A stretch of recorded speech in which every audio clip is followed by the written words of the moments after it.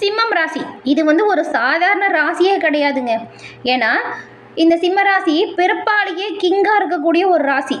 எங்கே போனாலும் உங்களோட செயல் அப்படிங்கிறது எல்லோரையுமே ஈர்க்கக்கூடிய வகையில் அமைஞ்சிருக்கும். அமைதியாக இருந்தாலும் கர்ஜனை வந்தால் உலகமே திரும்பி பார்க்கக்கூடிய ராசி தான் இந்த சிம்ம ராசி. உங்களுக்கு இந்த தை அமாவாசையால் ஏற்படக்கூடிய கிரகநிலை அமைப்பால் என்ன மாதிரியான மாற்றத்தை நீங்கள் சந்திக்க போகிறீங்க அப்படிங்கிறது தான் நாம் இப்போ இந்த பதிவில் பார்க்க போகிறோம். இந்த பதிவை நீங்கள் பயன்பெறக்கூடிய வகையில் இருக்குங்க. அதனால் ஸ்கிப் பண்ணாமல் முழுமையாக பாருங்கள். உங்களுடைய சுய ஜாதகத்தை நீங்கள் எளிய முறையில் கணிச்சுக்க விரும்புனா டிஸ்கிரிப்ஷனில் பாருங்கள், ஜோதிடரோட நம்பர் கொடுத்துருக்கோம். அந்த நம்பருக்கு ஃபோன் பண்ணி எளிய முறையில் நீங்கள் உங்கள் ஜாதக கணிப்பை தெரிஞ்சுக்கலாம். இது எல்லா வகையிலுமே சிறப்பான உயர்வுக்கு பயன்படும். தை அமாவாசை எல்லா மாதமும் தான் அமாவாசை வருது. இந்த தை அமாவாசை ஏன் ரொம்பவும் சிறப்பு வாய்ந்ததாக பார்க்கப்படுது அப்படின்னு பார்த்தா, புரட்டாசி மாதத்தில் மகாலய அமாவாசை வருது இல்லையா, அப்போ நம்மளுடைய முன்னோர்கள் பித்ரு லோகத்திலிருந்து பூலோகம் வருவாங்க. அவங்க தை மாதம் வரைக்கும் நம்ம கூட இருந்து நம்ம செய்கிற பூஜை, நம்ம செய்கிற தானம் இதை வச்சு நமக்கு ஆசீர்வாதம் கொடுப்பாங்க. அப்படி சிறப்பு வாய்ந்த ஒரு அமாவாசை தை அமாவாசை. முன்னோர்களின் ஆசி கிடைக்கக்கூடிய அமாவாசை. இந்த நாளில் விரதம் இருந்து முன்னோர்களை வழிபட்டா பித்ரு தோஷம் நீங்கும், முன்னோர்களின் சாபம் நீங்கும். இதனால் இந்த சிம்மராசிக்காரங்க இந்த ஒரு வாய்ப்பை தவற விடாமல் பயன்படுத்திக்கோங்க. ஜனவரி 18ஆம் தேதி தை அமாவாசை வருது. அன்றைய தினம் நீங்கள் உங்களுடைய முன்னோர்களுக்கு பித்ரு கடமைகளை செய்யுங்க. ஏழை எளியவங்களுக்கு முடிஞ்ச உதவிகளை செய்யுங்க. இதனால் நல்ல ஒரு உயர்வையும் நன்மையும் பெறுவீங்க. முக்கியமாக பித்து தோஷத்தால் ஏற்படக்கூடிய அனைத்து வித தடைகளும் நீங்கும். முன்னோர் சாபங்கள் நீங்கி நல்ல ஒரு உயர்வுக்கு நீங்கள் வரக்கூடிய அமைப்பு இருக்குது. அதனால தான் தவற விடாமல் இந்த அமாவாசையை பயன்படுத்திக்கோங்க இந்த காலகட்டத்தை அப்படின்னு சொல்கிறோம். அதே போல் நீங்கள் குலதெய்வ வழிபாடை செய்கிறதும் நல்லது. ஏன்னா நம்மளோட முன்னோர்களை தான் நம்ம குலதெய்வமாக வழிபடுறோம். இன்றைய தினம் குலதெய்வ வழிபாடு செய்வதாலேயுமே நன்மையை பெற முடியும். இந்த பதிவு பார்த்துட்டு இருக்க சிம்மராசி அன்பர்கள், உங்களுடைய குலதெய்வம் என்ன தெய்வம் அப்படிங்கிறதையும் நம்ம சேனல் கமெண்ட் பாக்ஸில் சொல்லுங்கள். உங்கள் குலதெய்வத்திடம் உங்களுக்காக நாங்கள் பிரார்த்தனையும் செஞ்சுக்கிறோம். எல்லா வகையிலையுமே நல்ல ஒரு உயர்வு பெற்று நலமுடன் வாழ உங்களுக்குமே நாங்கள் வாழ்த்துக்களை முதல்ல சொல்லிக்கிறோம். இந்த சிம்ம ராசி நீங்கள் பாருங்கள், சூரிய பகவானை ராசி அதிபதியாக கொண்டவங்க. பெரும்பாலும் உங்களோட செயல்கள் எப்பொழுதுமே நல்ல ஒரு பிரகாசமான சூழலில் இருக்கும். நீங்கள் ஒரு இடத்துல இருக்கிறீங்க அப்படின்னா கூட தலைமை பொறுப்பு தானாக வந்து சேரும். ஏன்னா உங்கள் ராசியோட அம்சம் அது. இந்த சிம்மராசிக்காரங்க வெள்ளிக்கிழமையில் சிவபெருமான வழிபாடு செய்கிறதுனால நன்மையும் நல்ல ஒரு உயர்வையும் பெற முடியும். உங்கள் ராசி அதிபதி ராஜ கிரகமாக இருக்கக்கூடிய சூரியன் ராஜபோகத்தோடு இருக்க விரும்புவீங்க.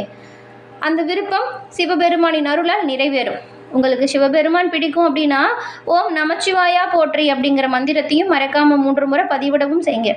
அப்படி செய்யும்போது கூட உங்கள் ஆள் மனதில் ஒரு பிரார்த்தனையை நினச்சிக்கிட்டு செய்யுங்க. அந்த பிரார்த்தனை விரைவில் நடக்கும். நன்மை வெகு விரைவில் உங்களை வந்தடையும். இந்த மாதத்தின் கிரக நிலைகளும் இந்த கிரக நிலைகளால் ஏற்படக்கூடிய மாற்றங்களும் தாக்கங்களும் உங்களுக்கு என்ன மாதிரியான அமைப்பை உருவாக்க போகுது அப்படிங்கிறத வாங்க நாம் இப்போ விரிவாக பார்க்கலாம். சிம்ம ராசி, இந்த ராசியில் மகம், பூரம், உத்திரம், 1ஆம் பாதம் இந்த 3 நட்சத்திரங்களும் இருக்குது. உங்களுக்கு இப்போ கிரக நிலைகளை பொறுத்த வரைக்கும் ராசியில் கேது இருக்காரு. பஞ்சமஸ்தானத்தில் சூரியன், புதன், சுக்கிரன், செவ்வாய் 4 கிரகங்களும் இருக்குது. கலசரஸ்தானத்தில் சனி, ராகுவும், தொழில் ஸ்தானத்தில் சந்திரனும், லாபஸ்தானத்தில் குரு பகவான் வக்கர இயக்கத்திலையும் அமைஞ்சிருக்காங்க. இப்படி ஒரு நிலை தாங்க இப்போ உருவாகியிருக்கு. இந்த நிலைகள் ஏற்படுத்தக்கூடிய தாக்கம் தான் இந்த மாதம் உங்களுக்கு என்ன மாதிரியான பயனை கொடுக்கும் அப்படிங்கிறத தெரிஞ்சுக்க உதவியாக இருக்குது. தன்னோட தோரணையால் எல்லா காரியத்தையுமே சாதிக்கக்கூடிய திறமை கொண்டவங்களா நீங்கள் இருப்பீங்க. அதாவது நல்லது கெட்டது தெரிஞ்சு செயல்படுவீங்க. ஒருத்தர் என்ன சொல்ல வராங்க அப்படிங்கிறத அவங்க பேச ஆரம்பிக்கும் போதே நீங்கள் யூகிக்கக்கூடியவங்களா இருப்பீங்க. உங்களுக்கு பாருங்கள், இப்போது இந்த மாதத்தை பொறுத்த வரைக்கும் எந்த ஒரு விஷயத்துலையுமே அவசரம் காட்டாமல் பொறுமையை கடைபிடிக்கணுங்க. அப்படி பொறுமையை கடைபிடிச்சிங்கன்னா எல்லா காரியத்திலையுமே நீங்கள் வெற்றி வாய்ப்பை நிச்சயமாக பெறுவீங்க. ஏன்னா கடந்த காலத்தில் அவ்வளவு பிரச்சனைகளையும் தடைகளையும் தாண்டி வந்திருப்பீங்க. இந்த மாதம் உங்களுக்கு சில உயர்வான பலன் உருவாகுது. அது என்னென்னா, தடைபட்டு போன பண வரத்து சீராக வந்து சேரும். பண வரவு நல்லாயிருக்கும். உடல் ஆரோக்கியத்தால் பாதிக்கப்பட்ட உங்களுக்கு இப்போ உடல் ஆரோக்கியம் சீராக மாறும். மருத்துவ செலவு குறைஞ்சி காணப்படும். இந்த கோபத்தை மட்டும் குறைக்க பாருங்கள். இந்த கோபத்தால் வீண் பகை வரலாம். அக்கம் பக்கத்தில் இருக்கிறவங்களா இருந்தாலும் சரி, கூட இருக்கிறவங்களா இருந்தாலும் சரி, குடும்பத்தில் இருக்கிறவங்களா இருந்தாலும் சரி, யாருக்கிட்டையுமே இந்த கோபப்படும் போது நிதானமாக இருங்க. கோபப்படாமல் இருக்கிறது இந்த மாதம் ரொம்ப ரொம்ப நல்லது. கோபத்தால் நிறைய பிரச்சனைகளை பார்த்துருப்பீங்க. அதனால் கோபத்தை தவிர்க்க பாருங்கள். கோபத்தால் பகை வரலாம். அதே போல் இன்னொரு முக்கியமான விஷயம், அடுத்தவங்களோட விஷயத்தில் நீங்கள் தலையிடாமல் ஒதுங்கி போகிறது ரொம்ப ரொம்ப நல்லது. செலவு கொஞ்சம் இருக்குது, அது ஆடம்பர செலவாக கூட இருக்கும். அத்தியாவசிய செலவு செய்யுங்க, ஆடம்பர செலவை தவிர்க்க பாருங்கள். இது பண விஷயத்தில் பின்னடைவு வராமல் உங்களை பாதுகாக்கும். வாகன சேர்க்கை நல்லாயிருக்கு, வாகனம் மூலம் நல்ல வாய்ப்பு இருக்குது. அதே போல் நீங்கள் மேற்கொள்ளக்கூடிய பயணம் திடீர் பயணமாக இருக்கும். அந்த திடீர் பயணத்தின் முடிவில் நன்மை வந்து சேரும். தொழில் வியாபாரத்தில் இருக்கிறவங்க பாருங்கள், இப்போ கொஞ்சம் உங்கள் தொழில் வியாபாரம் இதோட விரிவாக்கத்திற்காக சில கூடுதல் செலவை சந்திக்கிற மாதிரியான சூழல் உருவாகியிருக்கு. புதிய ஆர்டர்கள் கிடைக்கிறதுல கொஞ்சம் வேகம் இருக்கும். உங்களுக்கு தேவையான பண உதவியுமே தக்க சமயத்தில் கிடைக்கும். அதனால தான் சொல்கிறோம், கூட இருக்கிறவங்ககிட்ட கொஞ்சம் ஒத்துழைச்சி போங்க, விட்டு கொடுத்து போங்க அப்படின்னு. உத்தியோகத்தில் இருக்கிற உங்களுக்கு பாருங்கள், வேலை பளு கொஞ்சம் அதிகமாக இருக்கும். கூடுதலாக பணி சுமை இருக்கிறதுனால உடல் சோர்வு வரலாம். நேரத்துக்கு சாப்பிட்றது, சரியான நேரத்தில் தூங்குறது, இதெல்லாம் கரெக்டாக ஃபாலோ பண்ணுங்கள். கூட வேலை செய்கிறவங்ககிட்ட தேவையில்லாமல் வாக்குவாதத்தை ஏற்படுத்தாதீங்க. வாக்குவாதங்களை தவிர்க்க பாருங்கள்.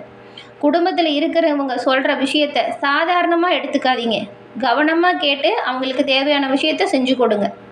கணவன் மனைவி உங்களை பொறுத்த வரைக்கும் பாருங்கள், குடும்பத்தில் பிரச்சனை அப்படிங்கிறது வர்றது சகஜம்தான். ஆனால் முடிஞ்ச அளவுக்கு ஒருத்தருக்கு ஒருத்தர் விட்டு கொடுத்து போகிறது நல்லது. அப்படி இருந்தால் மன அமைதி கிடைக்கும், குடும்பத்தில் சந்தோஷமான சூழல் இருக்கும். உங்கள் பிள்ளைங்களோட நலனில் கொஞ்சம் அக்கறை காட்ட பாருங்கள். அவங்க எதிர்காலம் பற்றின சிந்தனை இப்போ அதிகரிக்கும். பெண்களை பொறுத்த வரைக்குமே கோபத்தை குறைச்சிக்கிட்டு எல்லோர்கிட்டையுமே நிதானமாக பேசி பழகிறது நல்லது. நிதானமாக பேசுகிறது பிரச்சனை ஏற்படாமல் தடுக்கும். உடல் ஆரோக்கியத்தில் கொஞ்சம் நீங்கள் கவனம் செலுத்தணும். உங்களுக்குமே கையிருப்பு கரையும், கொஞ்சம் செலவு அதிகரிக்கும். கலைத்துறையில் இருக்கிற நீங்கள் பாருங்கள், விடாமுயற்சியோடு உங்களுக்கு தேவையான அனைத்து காரியத்தையுமே சிறப்பாக செய்து சாதகமான பலனை பெற போகிறீங்க. பணவரத்து திருப்தி தரும் வகையில் இருக்கும். இது வரைக்கும் இருந்த தடைகள் எல்லாம் உங்களை விட்டு நீங்கும். எந்த ஒரு விஷயமா இருந்தாலும் சரி, முழு முயற்சியோடு ஈடுபட்டால் நன்மைகளை பெறலாம். எந்த அளவுக்கு முயற்சி செய்கிறீங்களோ அந்த அளவுக்கு நல்ல விஷயம் உங்களோட வாழ்க்கையில் இந்த மாதம் நடக்கும். எல்லாத்துலேயுமே சாதகமான பலன் வரணும் அப்படின்னா கவனமாக முன்னெச்சரிக்கையாக செயல்படணும். அப்படி இருந்தீங்கன்னா அனைத்து காரியத்திலையுமே அனுகூலமான பயன்களை நீங்கள் நிச்சயமாக பெறுவீங்க. அதுவும் பாருங்கள், இந்த அரசியல் துறையில் இருக்கிற உங்களுக்கு இப்போ புத்தி தெளிவு வரப்போகுது. மனதில் ஒரு தன்னம்பிக்கையும் தைரியமும் வரும். இது வரைக்கும் இருந்த மனக்குழப்பம் தீரும். ஏன்னா ராசிநாதன் சூரியன் அவரோட சஞ்சாரம் ரொம்பவுமே நல்லா இருக்கிறதுனால பணவரவு அதிகரிக்க போகுது. ரொம்ப நாளாக உங்களை தொல்லை தந்துவிட்டு இந்த பிரச்சனை இப்போ முடிவுக்கு வரும். அரசு மூலம் நடக்க வேண்டிய பணிகள் தொய்வு நிலை நீங்கி நல்லபடியாக நடந்து முடியும். மாணவர்களை பொறுத்த வரைக்கும் பாருங்கள், உங்களோட பாடங்களை படிக்கிறதுல அலட்சியம் காட்டாமல் கவனமாக படிக்கிறது நல்லது. நீங்கள் இந்த மாதம் விளையாட்டு போட்டிகள் ஏதாவது கலந்துக்கிறீங்க அப்படின்னா ரொம்பவுமே கவனமாக இருங்க, எச்சரிக்கையாக செயல்படுங்க. சிம்ம ராசியில் இருக்கக்கூடிய மகம் நட்சத்திரக்காரங்களுக்கு இந்த மாதம் உங்களோட குழந்தைகளால் உங்களுக்கு பெருமை வந்து சேரும் யோகம் பிறந்திருக்கு. தொழில் வியாபாரத்தில் உங்கள் பார்ட்னர்கள் விவகாரங்களில் கவனம் செலுத்தணும்.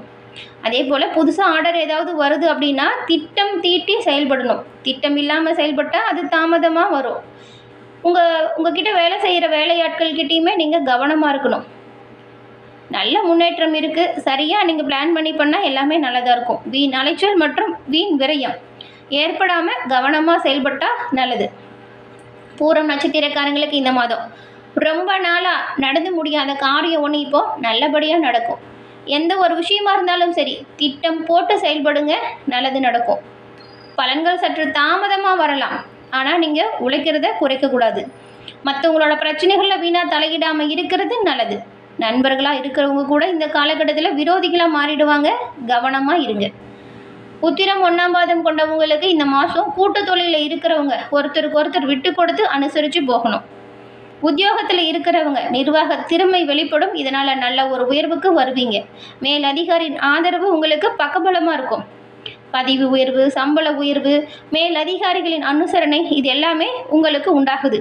அதாவது உத்திரம் 1ஆம் பாதம் கொண்டவங்களுக்கு இந்த மாதம் ரொம்பவுமே நல்லா இருக்குன்னு சொல்லலாம். தனியார் ஊழியர்களுக்குமே நல்ல நிலைமை வந்து சேரும். உங்களுக்கு கொடுக்கப்பட்ட பணிகளை சீராக செய்கிறதுனால நன்மைகளையும் நல்ல ஒரு வாய்ப்புகளையும் நீங்கள் இப்போ உருவாக்குறீங்க. மற்ற 2 நட்சத்திரக்காரங்களை விடவே உங்களுக்கு பல வாய்ப்புகள் நல்லா இருக்குது. எல்லா வாய்ப்புகளுமே நல்ல ஒரு உயர்வை தருது. இந்த மாதம் இந்த சிம்மராசிக்காரங்களுக்கு நன்மை அதிகரிக்கவும் தீமைகள் உங்களை விட்டு விலகவும் பரிகாரமாக இந்த ஒரு விஷயத்தை செய்யுங்க. பிரதோஷ காலத்தில் சிவபெருமானையும் நந்தீஸ்வரரையும் வணங்குங்க. இந்த ஒரு வழிபாடு பாடுங்க, உங்களோட வாழ்க்கையில் வரக்கூடிய எல்லா பிரச்சனைக்கான தீர்வாக அமையும். எல்லா வகையிலுமே நன்மை ஏற்படவும் நல்ல ஒரு அதிர்ஷ்டமான வாய்ப்புகள் வந்து சேரவும் சிவபெருமான் உங்களுக்கு உறுதுணையாக இருப்பார். சிவபெருமானின் அருளால் சிம்மராசி அன்பர்கள் உங்களோட வாழ்க்கையில் நீங்கள் எல்லா வகையிலுமே சிறப்பான உயர்வையும் நன்மையும் பெற்று நலமுடன் வாழ வாழ்த்துக்களை நாங்கள் தெரிவிச்சுக்கிறோம். என்ன நேயர்களே, இந்த பதிவு உங்களுக்கு பிடிச்சிருக்குன்னு நினைக்கிறோம். பிடிச்சிருந்தால் லைக் பண்ணுங்கள், உங்களுடைய நண்பர்களுக்கும் ஷேர் பண்ணுங்கள்.